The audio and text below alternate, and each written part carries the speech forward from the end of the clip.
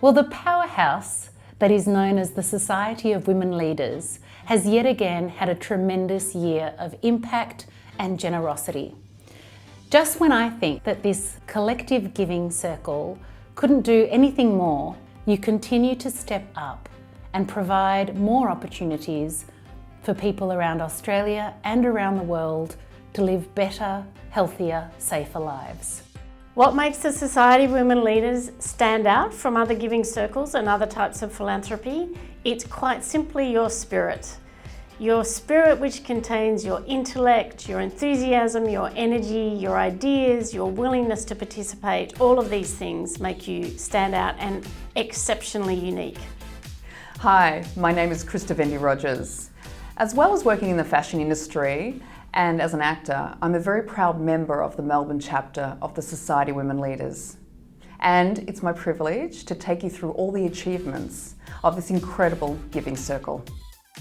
Since starting our giving circle back in 2014, we've grown to 70 members and raised an incredible $2.5 million. This year, we had a record number of members attend our annual general meeting in Sydney. The vibe in the room was fantastic and members were very excited to vote on which Australian Red Cross programs we would support with our donations. This year, we supported the Young Parents Program, which is for young people raising families with complex needs. It's really hard to be a young parent, not necessarily that the parenting side of things is any harder, but other people's opinion on you makes it a lot harder. It makes you not want to go out some days because you're like, what am I going to cop today? These parents haven't been parented themselves properly, and that's, I guess, where we come in. If it wasn't for the Red Cross, I wouldn't be here and a lot of young mums wouldn't be where they're at today. It gives you an insight and it makes you feel like you're still important in the world, and they make you feel, they show you your importance. We also supported Women in International Aid to provide training and mentorship for female humanitarian aid workers. Hi, I'm Kate Limonth. I'm the health coordinator here on the Ebola response in the Democratic Republic of Congo. This is one of the biggest hotspots of the outbreak at the moment. And that's why the work of the Red Cross is so important, because we have over 1,500 volunteers on this response, and they are from the communities themselves. And they're working on community engagement, they're going door to door to talk with other members of their community to try and reduce the risk. Here in Australia, you also supported our work with mothers and children who have no access to financial, housing or mental health support. Many of these women are seeking asylum or living on temporary visas. Your contribution enables caseworkers in Dandenong and North Melbourne to give them the support they need, including emergency assistance.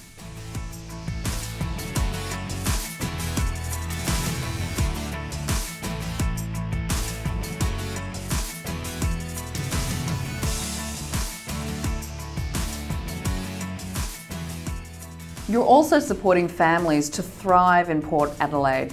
This program works with 10 Aboriginal families with primary school aged children to improve their participation at school and their feeling of belonging to the school community.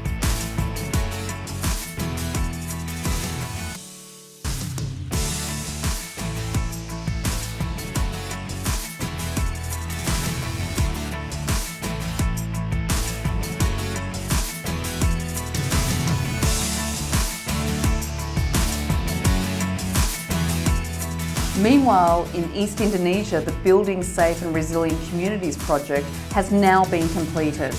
Multi-year funding from SWL enabled Australian and Indonesian Red Cross to work together to support 9 communities across 4 disaster-prone districts.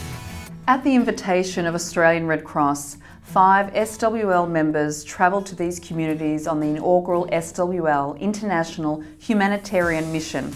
They had the incredible opportunity to see firsthand how our funds are helping to reduce child mortality and stunting. It's just so real. So I feel that I want to go home and I want to raise more money and encourage more women to join so that they can have this incredible experience too.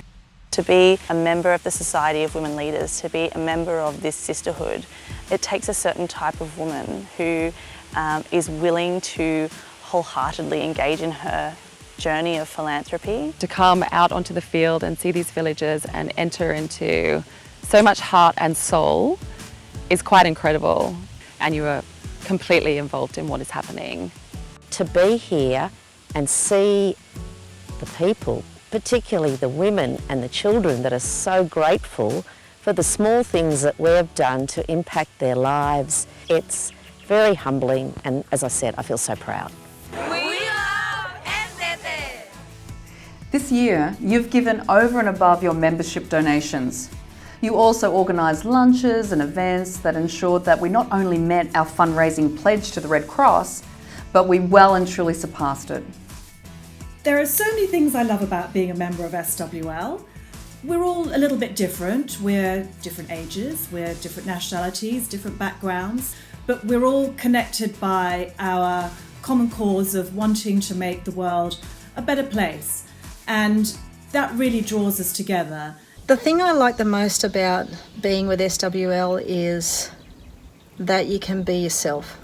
I don't have to be anybody different than what I am, and I can offer whatever I can offer, and it is accepted and always appreciated. It's a beautiful group of women, really authentic, kind, gorgeous women who have the one goal to make a difference in this world. So my challenge to you as Society of Women Leaders looking to the year ahead is to do more of what you've been doing. What you've been doing so far is showing that there are absolutely no boundaries to humanity, and so keeping that spirit. But I think there are probably two areas when you look to the year ahead that we at Red Cross need to spend much more time on. The first is the humanitarian impact of climate change, and the second is the growing use of technology and what could that do for vulnerability, or how we use technology to mitigate vulnerability, or what we call humanitech. One of the beautiful values at the Society of Women Leaders is that we put self-interest aside and we don't seek individual accolades. However, it would be absolutely remiss of me not to single out 4 women in particular who've done a tremendous effort in helping me lead the Society of Women Leaders this year.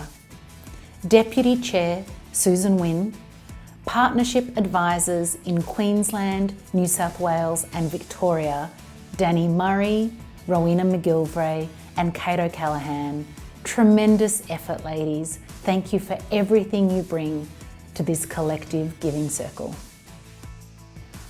You do all of this without any expectation of anything in return, because you understand, as a member of the Society of Women Leaders, that it is our privilege and our duty to help others where we can. I want to take some time to thank you, the champions behind this collective movement. Without you, these thousands of lives would not have been impacted. So thank you from the bottom of my heart for who you are, how you operate as a group, and the incredible generosity with which you give.